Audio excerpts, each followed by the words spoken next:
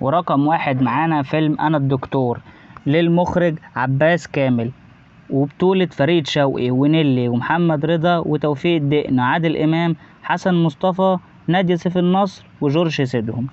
قصة الفيلم بتحكي عن ممرض بيشتري عيادة ويشتغل دكتور، وبيضحك على أهل القرية إن هم مرضى، وبيستغلهم إن هم مش عارفين حاجة، وبياخد من وراها فلوس.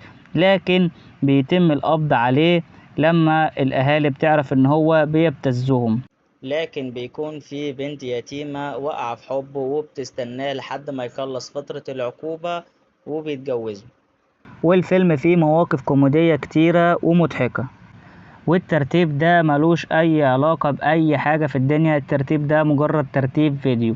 لو عجبك ما تنساش تعمل لايك وتشترك في القناة وتقول لنا عايز تشوف فيلم ايه تاني. سلام عليكم.